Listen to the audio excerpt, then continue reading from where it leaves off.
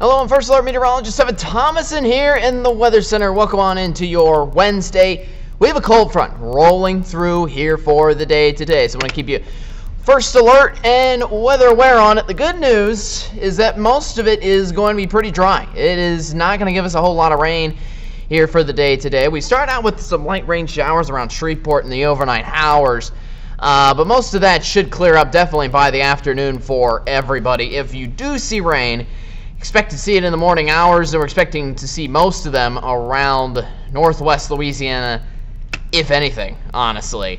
But as a result, we're starting to feel a lot more like the month of November here for Thursday and Friday. But we have another cold front next week that's going to be more powerful, give us more rain, and also give us our coldest air that we've seen so far this year by far. We'll talk about that coming up in just a bit, but let's get through the rest of this system first. You see those little spotty showers possible around Natchitoches here for the early morning hours.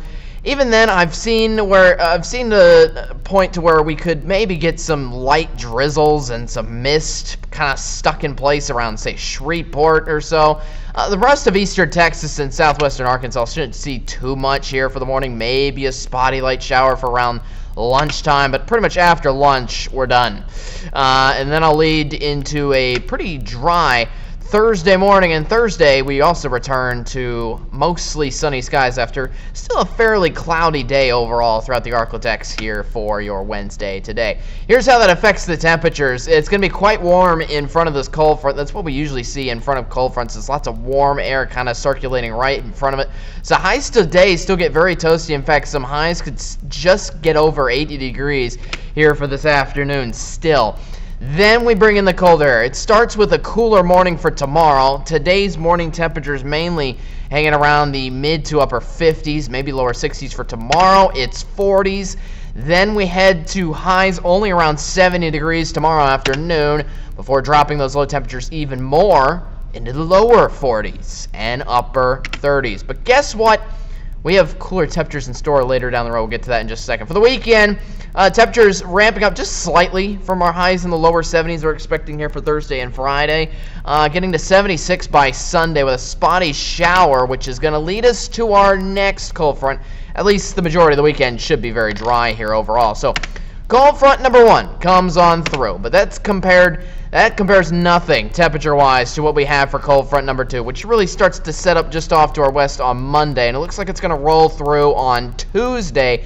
Look at the cold air behind that. We have temperatures well below their typical averages for the west coast that are going to really blast into the Arklatex for the middle of next week. So basically a week from today.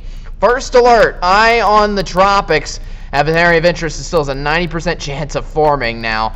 In the Western Caribbean Sea, there's a lot of things that can happen with this, including the chance at another major hurricane forming and potentially going towards Florida. Still way far out. It's expected to form by the end of this work week around Friday before potentially moving around the Western Caribbean Sea through the weekend.